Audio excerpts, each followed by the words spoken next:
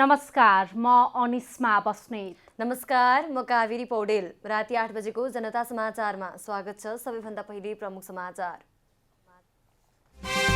सरकारको सिफारिसमा राष्ट्रपति विद्यादेवी भण्डारीद्वारा संसदको दुवै सदनको बैठक आह्वान। साउन 3 गते अपराह्न 4 बजे बैठक बस्ने।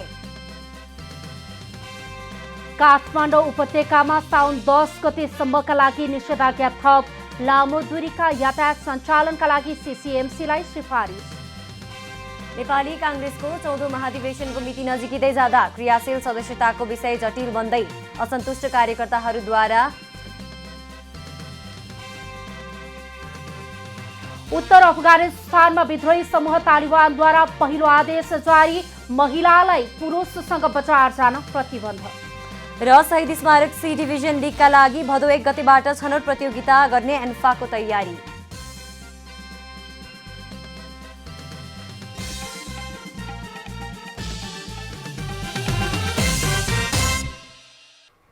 अब पुरा समाचार। राष्ट्रपति विद्यादेवी भण्डारीले आगामी साउन 3 गते संघीय संसदका दुवै सदन प्रतिनिधि सभा र राष्ट्रिय सभाको अधिवेशन आह्वान गर्नुभएको छ। बिहीबार बसेको मन्त्री परिषदको सिफारिसमा राष्ट्रपति भण्डारीले साउन 3 गते आइतबार अपराह्न 4 बजे दुवै सदनको अधिवेशन आह्वान गर्नुभएको हो। राष्ट्रपति भण्डारीले नेपालको संविधानको धारा 93 को उपधारा 1 बमोजिम असार 31 गते बसेको मन्त्री परिषद बैठकको सिफारिसमा अधिवेशन आह्वान गर्नुभएको राष्ट्रपति कार्यालय शीतल निवासद्वारा जारी विज्ञप्तिमा उल्लेख गरिएको छ। निवर्तमान प्रधानमन्त्री केपी शर्मा ओली नेतृत्वको सरकारको सिफारिसमा राष्ट्रपति विद्यादेवी भण्डारीले असार 28 गते राति 12 बजे राष्ट्रिय सभाको चालु अधिवेशन अन्त्य गर्नुभएको थियो। असार 17 गतेदेखि सुरु भएको राष्ट्रिय सभाको 8औं अधिवेशन 12 दिन चालु भएकोमा जम्मा 6वटा बैठक बसेका थिए। अधिवेशन अन्त्य भएको 3 दिनपछि नै वर्तमान सरकारले 3 गतेका लागि अर्को अधिवेशन आह्वान गरेको हो।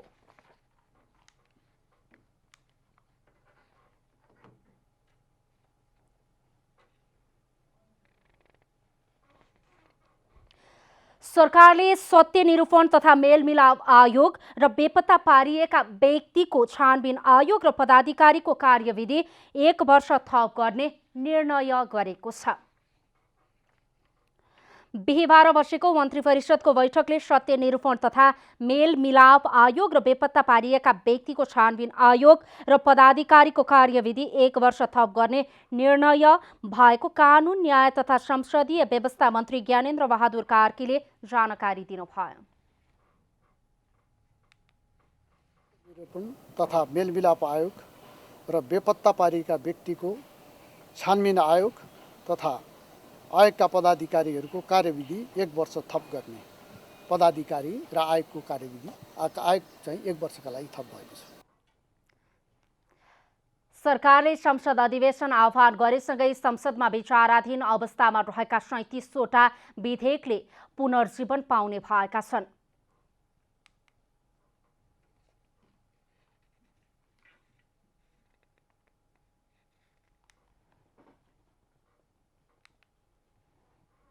सरकारले दुई पटक प्रतिनिधि सभा विघटन गरेसँगै प्रतिनिधि सभाको विभिन्न समितिमा विचाराधीन महत्त्वपूर्ण विधेयकहरू निष्क्रिय भएका थिए। असार 28 गते सर्वोच्च अदालतले दोस्रो पटक प्रतिनिधि सभाको पुनर्स्थापना गर्दै प्रतिनिधि सभाको बैठक आह्वान गर्न फैसला गरेसँगै निष्क्रिय भएका विधेयकहरूले जीवन्तता पाउने भएका हुन्। संघीय संसद सचिवालयका अनुसार प्रतिनिधि सभामा 37 वटा विधेयक र राष्ट्रिय सभामा 19 वटा विधेयक विचाराधीन अवस्थामा रहेको छ। संघीय संसद सचिवालयका प्रवक्ता रोजनाथ पाण्डेले लामो समयदेखि रोकिएका महत्त्वपूर्ण विधेयकहरू अबको संसद बैठकमा पेश हुने विश्वास व्यक्त गर्नुभयो।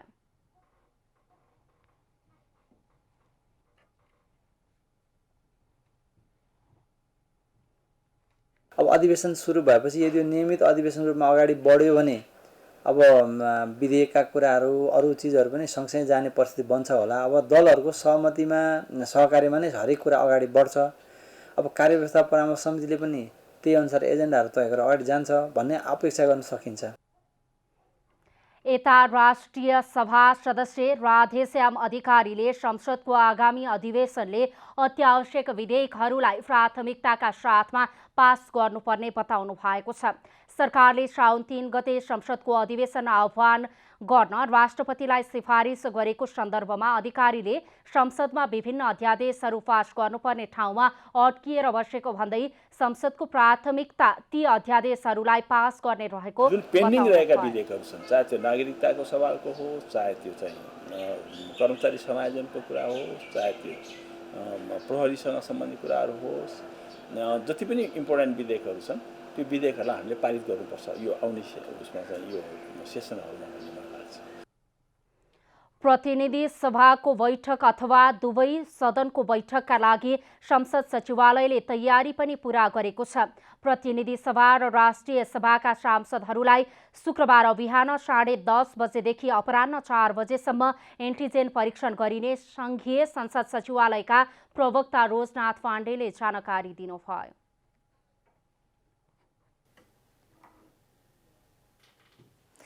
काठमाडौँ उपत्यकामा साउन 10 गतेसम्मका लागि निषेधाज्ञा थप गरिएको छ। बिहिबार काठमाडौँ उपत्यकाका प्रमुख जिल्ला अधिकारीहरूको बैठकले निषेधाज्ञा साउन 10 गतेसम्म लम्ब्याउने निर्णय गरेको काठमाडौँ जिल्लाका प्रमुख जिल्ला अधिकारी कालीप्रसाद पराजुलीले बताउनुभयो।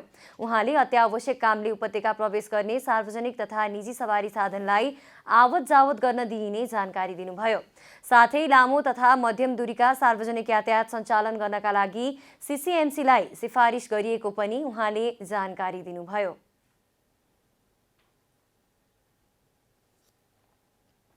अलिकति खोलेको चाहिँ यो पसलहरू हामीले बेलुका 6 बजेसम्म सञ्चालन गर्न दिने भनेको थियो। यसलाई चाहिँ बढाएर 7 बजेसम्म बेलुका सञ्चालन गर्न दिने भनेको छ। र लामो दूरीको अब यो त्रिभुवन विश्वविद्यालय लोकसेवा आयोगले परीक्षाका कार्यक्रमहरू सञ्चालन गर्ने सूचना निकालेको हुँदा यो लामो दूरीको यातायात सार्वजनिक यातायात सञ्चालन गर्ने सम्बन्धमा चाहिँ अब हामीले सीसीएमसीमा अनुरोध गरेका छौँ। सीसीएमसी मार्फत नेपाल सरकारबाट निर्णय भएपछि त्यो लामो दूरी र मध्यम दूरीको यातायात सार्वजनिक यातायात सञ्चालन सम्बन्धी चाहिँ निर्णय हुन्छ। अन्य चाहिँ हामीले साविक बमोजिमै यो 10 गतेसम्मलाई चाहिँ निरन्तरता दिएका छौँ। उपत्यकामा सभा समारोह गर्न अझै रोक लगाइएको छ। त्यस्तै पार्टी प्यालेस, डान्स बार, नाचघर, swimming pool, saloon, beauty parlour, health club, futsal, gymkhana, शैक्षिक संस्थाहरू भने अझै बन्द रहने प्रमुख जिल्ला अधिकारी पराजुलीले बताउनुभयो। उहाँले पसलहरू बेलुकी 7 बजेसम्म खोल्न दिइने पनि जानकारी दिनुभयो। सरकार परिवर्तनसँगै विगतमा केपी शर्मा ओलीले संवैधानिक निकायमा गरेका दर्जनौं नियुक्तिको भविष्य के हुने भन्ने विषयमा चासो बढेको छ। ओलीले संवैधानिक परिषद सम्बन्धी अध्यादेश ल्याएर संसदीय सुनवाई बिनै संवैधानिक निकायमा मात्रै 2 चरणमा 52 जनालाई नियुक्ति गराएका थिए। प्रतिनिधि सभा विघटन विरुद्ध आन्दोलनमा रहेका बेला प्रधानमन्त्री शेरबहादुर देउबा तथा गठबन्धनमा आबद्ध नेताहरूले सरकार परिवर्तनपछि संसदीय सुनवाई बिनै गरिएका नियुक्ति बदर गरिने बताएका थिए। उनीहरूले ओली सरकारले ल्याएको संवैधानिक परिषद सम्बन्धी अध्यादेशको समेत चर्को विरोध गर्दै आएका थिए। तर संवैधानिक परिषदको सिफारिसमा राष्ट्रपतिबाट गरिएका नियुक्तिलाई सरकारले बदर गर्ने अधिकार भने राख्दैन। संवैधानिक परिषदमा संसदको अर्थपूर्ण उपस्थिति छ। सभामुख, उपसभामुख र राष्ट्रिय सभाका अध्यक्ष संवैधानिक परिषदका सदस्य छन्। संवैधानिक निकायका पदाधिकारीलाई संविधानको धारा 101, 133 को 1, 2 र 137 को 3 बमोजिम मात्रै हटाउन सकिन्छ। राष्ट्रपति समक्ष लिखित राजीनामा दिएमा 65 वर्ष उमेर पूरा भएमा, मृत्यु भएमा तथा शारीरिक वा मानसिक अस्वस्थताको कारणले सेवामा रही कार्य सम्पादन गर्न असमर्थन रहेको भनी संवैधानिक परिषदको सिफारिसमा राष्ट्रपतिले पदमुक्त गरेमा र तोकिएको कार्यकाल पूरा भएमा पद रिक्त हुने संवैधानिक व्यवस्था छ। यो बाहेक अर्को बाटो महाअभियोग, राष्ट्रपतिले पदमुक्त गरेमा र तोकिएको कार्यकाल पूरा भएमा पद रिक्त हुने संवैधानिक व्यवस्था छ। यो बाहेक अर्को बाटो महाअभियोग र सर्वोच्चको फैसला मात्रै हो। मङ्सिर 30 र 21 गते नियुक्त भएका संवैधानिक निकायका पदाधिकारीहरू हटाउन संविधानका यी आधारभूत कुराहरू पूरा गरेको हुनुपर्छ। मङ्सिर 30 20 र वैशाख 21 गते नियुक्त भएका संवैधानिक निकायका पदाधिकारीहरू हटाउन संविधानका यी आधारहरू पूरा गरेको हुनुपर्छ। अर्कोतर्फ उनीहरूको नियुक्तिको विषय अदालतमा विचाराधीन छ। त्यसकारण यसबेला सबैको आँखा सर्वोच्च अदालततिरै छ र अब यसको व्याख्या सर्वोच्चबाटै हुनुपर्ने देखिएको छ। संविधान मिचेर संवैधानिक निकायमा गरिएका नियुक्ति सर्वोच्चबाट बदर गरिनु नै उचित हुने संविधान तथा कानूनका जानकारहरू बताउँछन्। त्यहाँ अब जबरजस्ती भने पनि जसो भने पनि अध्यादेश ल्याएर अध्यादेशबाट नियुक्ति गरिएको छ। त्यसपछि पार्लियामेन्ट नभएको बेलामा सुनवाई नगरिकन गरिएको छ। त त्यसलाई कानुनले स्पष्ट रूपमा त्यो शून्य हुन्छ, त्यो बदरभागी हुन्छ, त्यो बदरयोग्य छ भनेर भन्नु पर्दछ।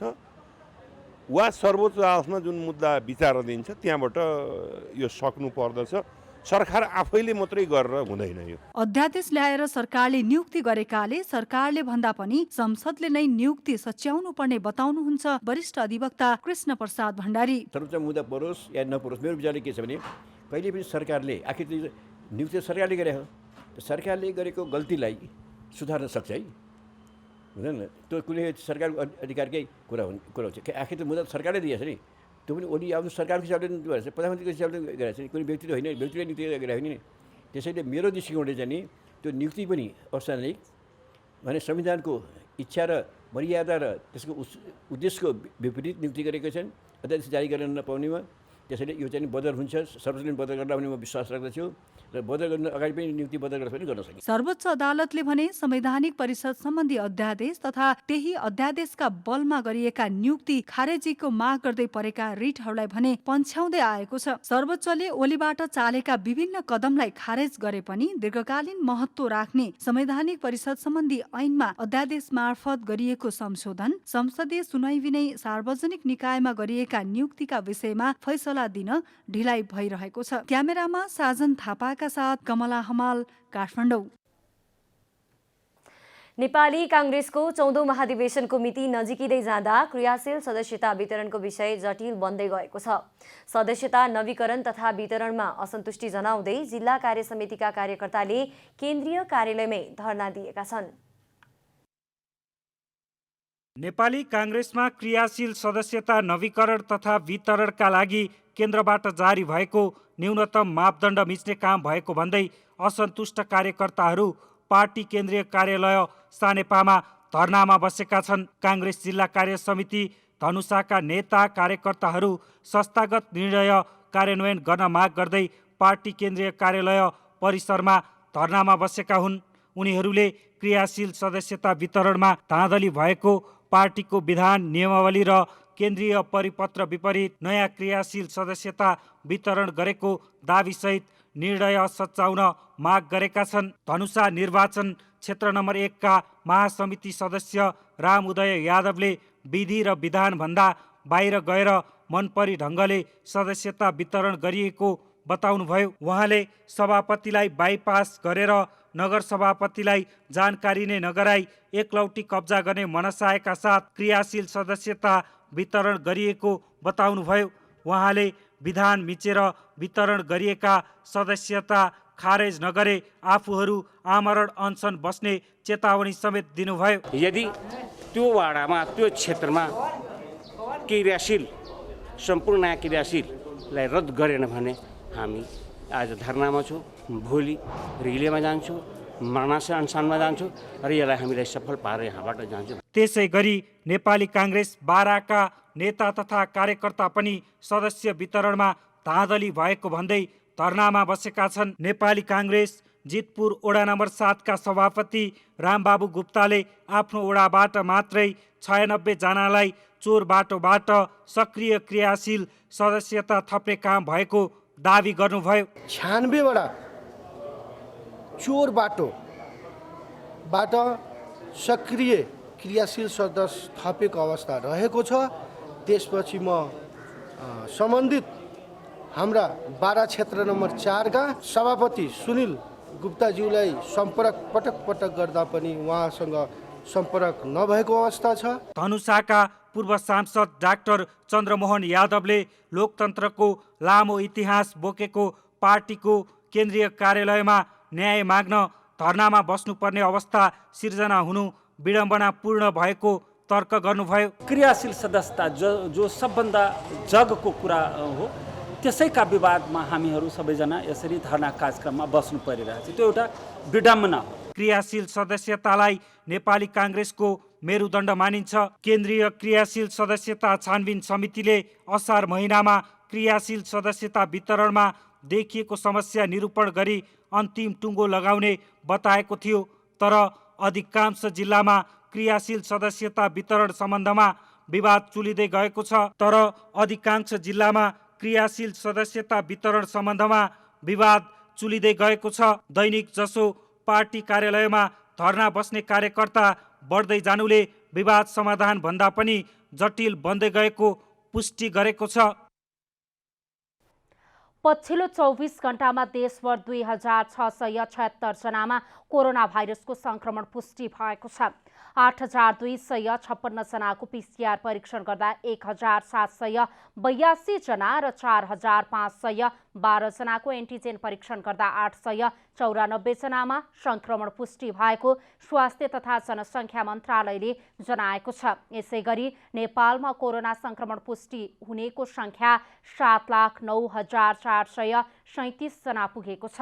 यस्तै पछिल्लो 24 घण्टामा 1757 जना निको भएसँगै कोरोना संक्रमण मुक्त हुनेको संख्या 6,26,468 पुगेको छ। अहिले नेपालमा 26,639 जना कोरोनाका सक्रिय संक्रमित रहेको मन्त्रालयको तथ्याङ्क छ। यसैगरी थप कोरोना संक्रमणका कारण 33 जनाको मृत्यु भएसँगै नेपालमा कोरोना संक्रमणबाट मृत्यु हुनेको संख्या 9,463 पुगेको छ। काठमाडौँ महानगरपालिकाको आयोजना, नेपाली सेनाको व्यवस्थापन र राधा स्वामी सत्सङ्ग व्यास नेपालको सहकार्यमा भेरोसेलको पहिलो मात्रा खोप लगाउन सुरु गरिएको छ। सरकारले 55 वर्षदेखि 59 वर्ष उमेर समूहका 18,06,065 बढी व्यक्तिलाई भेरोसेलको पहिलो मात्रा खोप लगाउने गरी खोप वितरण गरेको हो। सरकारले 55 वर्षदेखि 49 वर्ष उमेर समूहका 18,06,065 बढी व्यक्तिलाई भेरोसेलको पहिलो मात्रा खोप लगाउने गरी खोप वितरण गर्ने तयारी गरेको छ। यो सङ्ख्यामा अघिल्लो पटक पहिलो डोज खोप लगाउन छुटेका 60 वर्ष माथिका जनसङ्ख्या पनि जोडिएको बताइएको छ। स्वास्थ्य सेवा विभाग परिवार कल्याण महाशाखाका अनुसार उक्त सङ्ख्या 90% अर्थात् 16,25,495 जनाले खोप लगाउने अनुमान गरिएको छ। सरकारले चीन सरकारसँग खरिद गरेको 40 लाख भेरोसेल खोप मध्ये पहिलो चरणमा आएको 8 लाख डोज खोप उक्त उमेर समूहलाई लगाउँदै जाने जनाएको छ।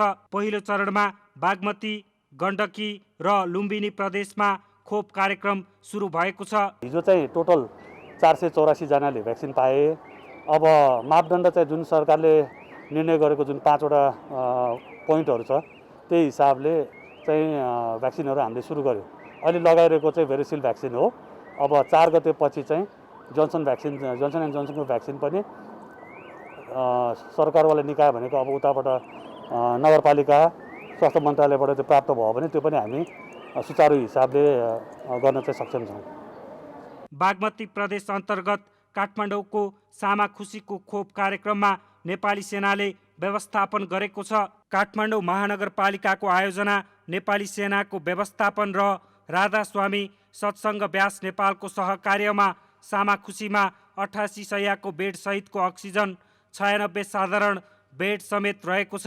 यो उद्घाटन भएपछि बिस्तारै अब देशमा चाहिँ क्रमिक रूपमा कोभिड बिरामीहरू कम भयो लगतै, अनि यहाँ पनि बिरामीहरूको सङ्ख्या कम हुँदै गयो।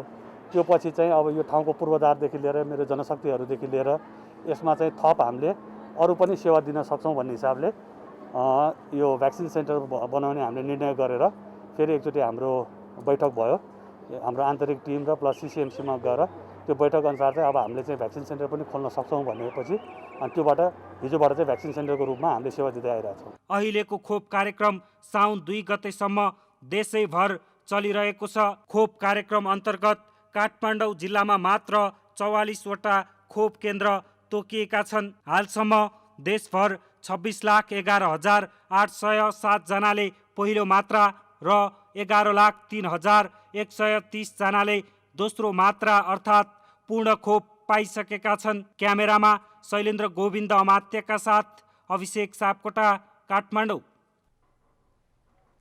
उद्योग व्यवसायीहरूले कोभिड विरुद्धको खोपमा निजी क्षेत्रलाई पनि प्राथमिकतामा राख्न सरकारसँग माग गरेका छन्। बिहिबार निजी क्षेत्रका व्यवसायीहरूको छाता संगठन नेपाल उद्योग वाणिज्य महासंघको नेतृत्वमा नवनियुक्त प्रधानमन्त्री शेरबहादुर देउवालाई शुभकामना तथा बधाई दिन गएका व्यवसायीले कोभिड महामारीको समयमा खाद्यान्न लगायत अत्यावश्यकीय वस्तु आपूर्तिमा महत्त्वपूर्ण भूमिका निर्वाह गरेको भन्दै कोभिड विरुद्धको खोपमा प्राथमिकतामा राख्न माग गरेका हुन्। महासंघका अध्यक्ष शेखर गोल्छाले भेटघाटमा अर्थतन्त्रमा रहेका मुख्य समस्याहरू र उद्योग वाणिज्य महासंघले ल्याएको भिजन पेपरबारे पनि कुराकानी भएको र त्यसमा प्रधानमन्त्री सकारात्मक रहेको जानकारी दिनुभयो।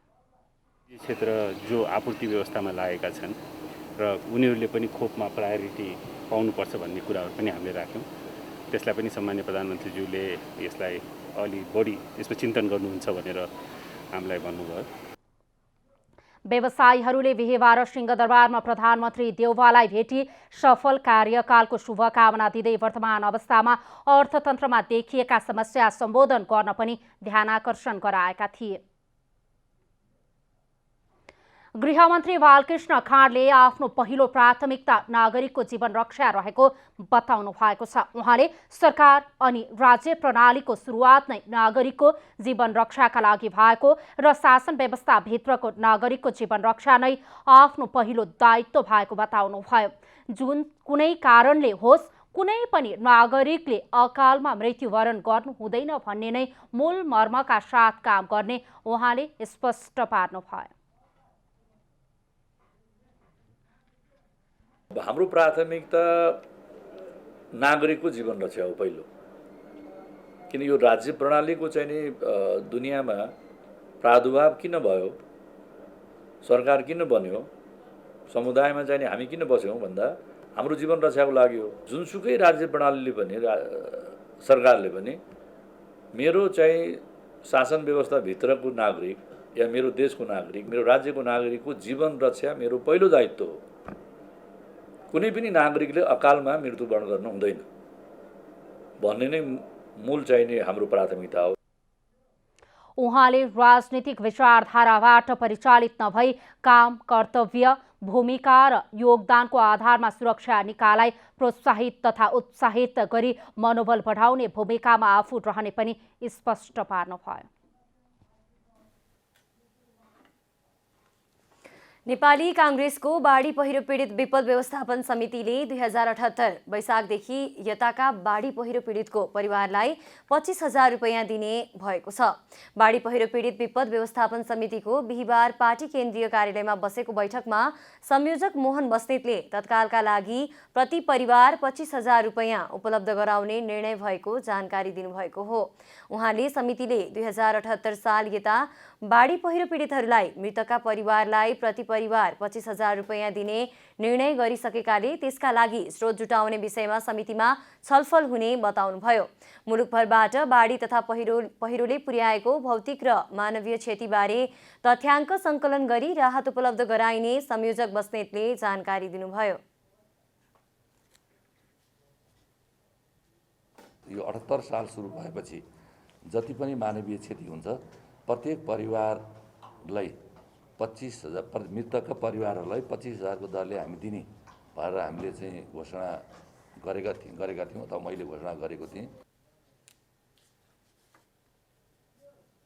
उहाँले समिति गठन गर्दा कांग्रेस सरकारमा नभएको र अहिले सरकारमा पुगेकाले अझै समितिको दायित्व बढेको पनि बताउनुभयो। नेकपा एमालेका वरिष्ठ नेता माधव कुमार नेपाल पक्षीय विद्यार्थी संगठन अखिल नेपाल राष्ट्रिय स्वतन्त्र विद्यार्थी युनियनले अखिल फोर्स गठनको घोषणा गरेको छ। बिहिबार अनेरा सोभियु केन्द्रीय कमिटीले उपत्यका स्तरीय कार्यकर्ता भेला गर्दै अखिल फोर्स गठनको घोषणा गरेको हो। तपेन्द्र जंग शाहीको नेतृत्वमा 501 सदस्यीय अखिल फोर्स गठन गरिएको अनेरा सोभियु अध्यक्ष सुदेश पराजुलीले बताउनुभयो। उहाँले वरिष्ठ नेता नेपाल लगायतका आफ्ना नेताहरूलाई एमाले अध्यक्ष केपी शर्मा ओली पक्षधरबाट धम्कीपूर्ण व्यवहारहरू प्रस्तुत भइरहेको भन्दै त्यसको विरुद्धमा प्रतिकार गर्नका लागि अखिल फोर्स गठन गरिएको बताउनुभयो। बालकोटमा बसेर के भनिरहनु भएको छ भने माधव नेपालहरूप्रति नै आज वक्र दृष्टि लगाइरहनु भएको छ। म जोड्न चाहन्छु केपी ओलीको वक्र दृष्टिकोण न्यायालयप्रति पनि फलिएको थियो, तर न्यायालयले केपी ओलीको वक्र दृष्टिकोणको औँलालाई काटिदिएको छ। अध्यक्ष पराजुलीले ओली पक्षीय युवा विद्यार्थीले माधव नेपालको घर घेर्ने समाचारहरू बाहिर आएको भन्दै त्यस्तो कार्यमा संलग्नलाई भौतिक कारबाही गर्ने चेतावनी समेत दिनुभएको छ। सप्तरीको रूपनी गाउँपालिकाका वडा नम्बर 4 मा सञ्चालित बाबा गणिनाथ इट्टा उद्योगले सार्वजनिक सडक नै अतिक्रमण गरेको खुलासा भएको छ। 2074 साल माघ 28 गतेदेखि सञ्चालनमा आएको उद्योगले वडा नम्बर 2 र 4 मा पर्ने सार्वजनिक सडक अतिक्रमण गरेको पाइएपछि स्थानीयहरूले विरोध जनाएसँगै अतिक्रमणको विषय बाहिरिएको हो।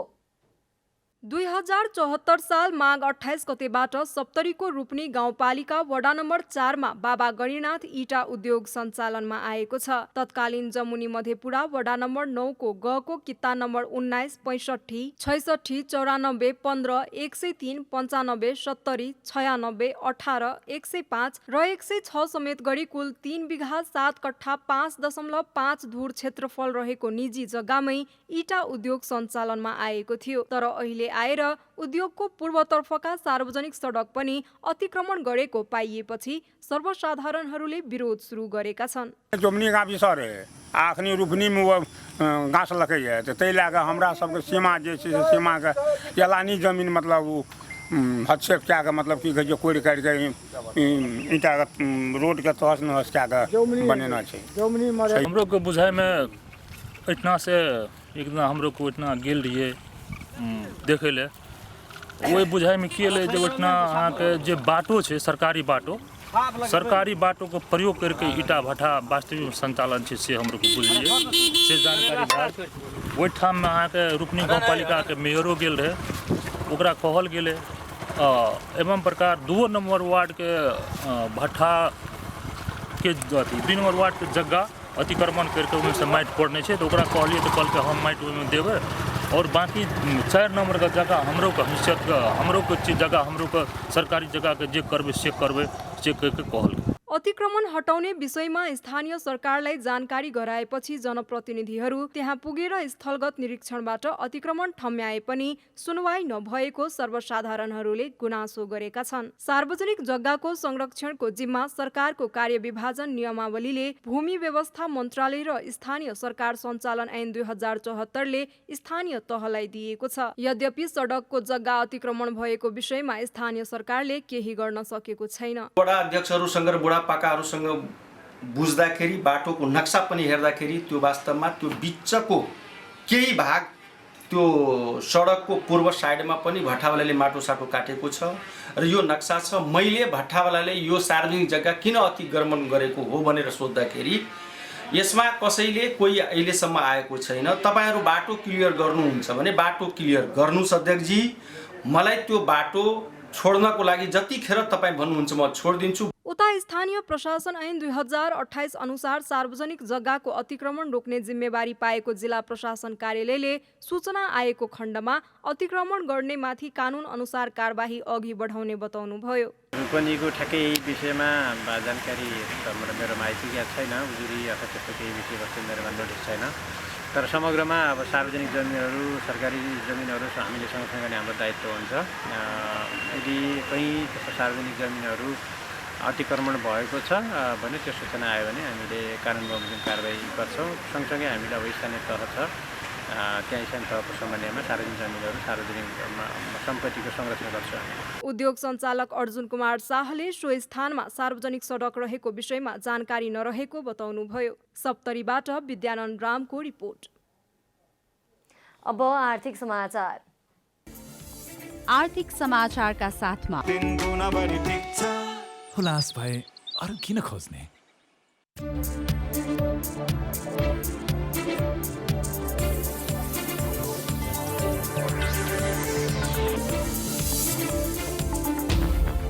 शेयर बजार परिसूचक मापक नेप्से बिहिबार 11 अङ्कभन्दा धेरैले बढेको छ। बिहिबार नेप्से 11.33 अङ्कले बढेर 2803.38 बिन्दुमा पुगेको छ। बिहिबार व्यापार समूहको शेयर 28.71 अङ्कले, हाइड्रो पावरको 56.14 अङ्कले, फाइनान्सको 47.89 अङ्कले, निर्जीवन बिमाको 36.26 र माइक्रो फाइनान्स समूहको शेयर 45.71 अङ्कले बढेको छ।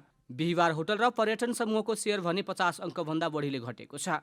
बिहिबार 223 कम्पनीका 5 करोड 85 लाख किता शेयर 8 अर्ब 14 करोड रुपैयाँमा किनबेच भएका छन्। सबैभन्दा धेरै गुर्खाज फाइनान्सको 36 करोड रुपैयाँको शेयर कारोबार भएको छ। कोरोना महामारीका बीच विगतमा जस्तै यस वर्ष पनि अषाढ महिनामा कपिलवस्तुमा विकास निर्माणका काम भइरहेका छन्। वर्षायामको बेला एकातिर काममा बाधा पर्ने, अर्कातिर गुणस्तरीय काम नहुने भए पनि बजेट सिद्ध्याउनका लागि सडक निर्माण लगायतका कार्यहरू भइरहेका छन्। विकास र पूर्वाधार निर्माणका लागि सडक पहिलो प्राथमिकतामा पर्ने भएकाले सडक बनाउने होडबाजी चल्नुलाई अस्वाभाविक मान्न सकिँदैन। तर स्थानीय तहमा जनप्रतिनिधि आएसँगै कपिलवस्तुमा गुणस्तरीयता र दीर्घकालीन सोच बिर्सेर चुनावी बाचा अनुरूप कार्यकर्ता र मतदाता रिझाउनका लागि सडक बनाउने क्रम बढेको स्थानीय बताउँछन्।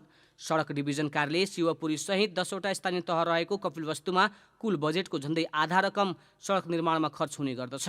कोरोना महामारीका बीच सुरुमा स्वास्थ्य क्षेत्रमा रकम वितरण गर्ने बताए पनि क्रमशः नियन्त्रण देखाउँदै सडक लगायत विकास निर्माणका काम भइरहेका छन्।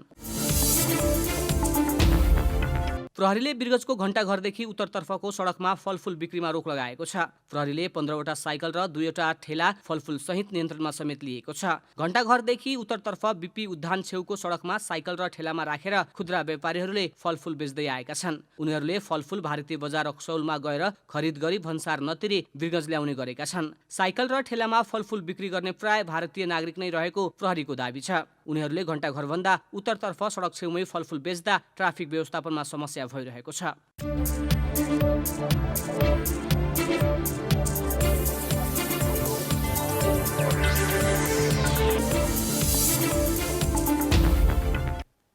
अब खेलकुद समाचार।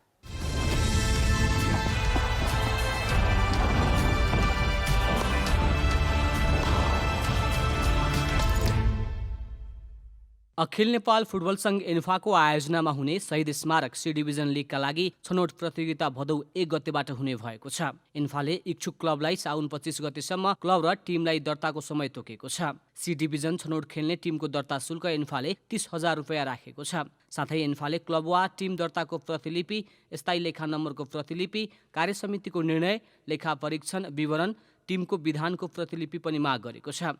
सी डिभिजन लिगमा बढुवा हुने प्रतियोगिताका रूपमा रहेको छनौट प्रतियोगिताका लागि एन्फाले समिति पनि गठन गरेको छ।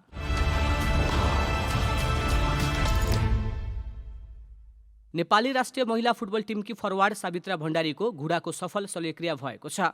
सावित्राको दुहाई स्थित अस्पेटर अस्पतालमा एसिएलको शल्यक्रिया सफल भएको हो। नेपालबाट सबभन्दा धेरै गोल गरेकी सावित्राको गत फागुनमा सम्पन्न महिला राष्ट्रिय लिगमा चोट लागेको थियो। एपीएफ क्लबबाट खेल्ने सावित्राको दायाँ खुट्टामा चोट लागेको थियो। चोटकै कारण सावित्राले लिगको अन्तिम 2 खेल गुमाएकी थिइन्।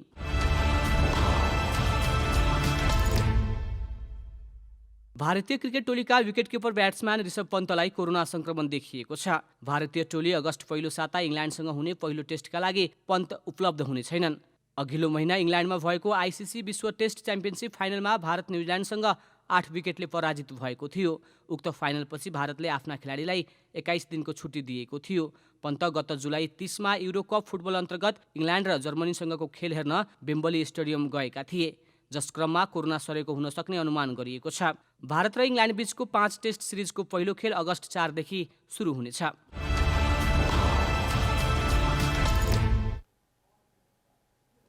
अब मौसम समाचार।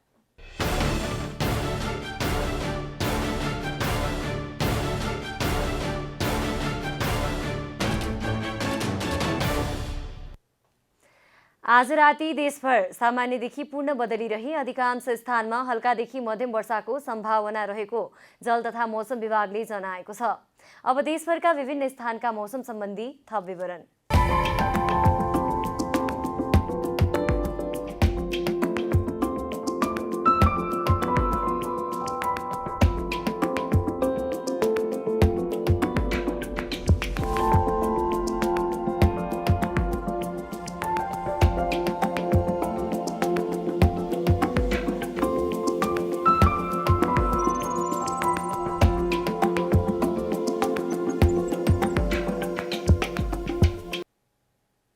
अन्त्यमा आजको डायरी। काठमाडौँ उपत्यकामा साउन 10 गतेसम्मका लागि निषेधाज्ञा थप गरिएको छ। बिहिबार काठमाडौँ उपत्यकाका प्रमुख जिल्ला अधिकारीहरूको बैठकले निषेधाज्ञा साउन 10 गतेसम्म लम्ब्याउने निर्णय गरेको काठमाडौँ जिल्लाका प्रमुख जिल्ला अधिकारी काली प्रसाद पराजुलीले बताउनुभयो। सरकारले साउन 3 गते आइतबार अपराह्न 4 बजे संघीय संसदका दुवै सदनको अधिवेशन आह्वान गर्न राष्ट्रपतिलाई सिफारिस गरेको छ। बिहिबार बसेको मन्त्री परिषदको बैठकले संघीय संसदका दुवै प्रतिनिधि सभा र राष्ट्रिय सभाको अधिवेशन आह्वान गर्न सिफारिस गर्ने निर्णय गरेको हो। शेयर बजार परिसूचक माप्से नेप्से बिहिबार 11 अङ्कभन्दा धेरैले बढेको छ। बिहिबार नेप्से 11.33 अङ्कले बढेर 2803.38 बिन्दुमा पुगेको छ। बिहिबार 223 कम्पनीका 5 करोड 85 लाख किता शेयर 8 अर्ब 14 करोड रुपैयाँमा किनबेच भएका छन्। उत्तर अफगानिस्तानको एक सुदूर क्षेत्रमा कब्जा जमाएपछि कट्टरपन्थी इस्लामिक संगठन तालिबानले आफ्नो पहिलो आदेश जारी गरेको छ। आदेशमा महिला कुनै पुरुषसँग बजारमा जान नसक्ने र पुरुषले दाढी काट्न र धूम्रपान गर्न नपाउने भनिएको छ। नेपाली पार्कर खेलाडी दिनेश सुनार 5औं पटक गिनिज बुक अफ वर्ल्ड रेकर्डमा नाम लेखाउन सफल भएका छन्।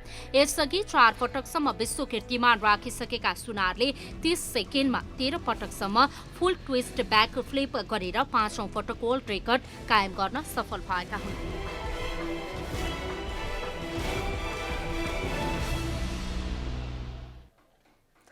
जनता समाचार अहिलेलाई यति नै। जनताद्वारा जनताका लागि प्रसारित जनता टेलिभिजनका कार्यक्रमहरू युट्युब, ट्विटर, फेसबुक र हाम्रो वेबसाइट जनतासमाचार.com मा पनि पढ्न र हेर्न सक्नुहुनेछ। सूचनामा तपाईको सहभागिता, समयमा समाचार हाम्रो प्रतिबद्धता। कोरोना भाइरसको संक्रमणबाट बच्न नियमित रूपमा साबुन पानीले हात धौँ, भिडभाडबाट टाढै रहौँ। नमस्कार।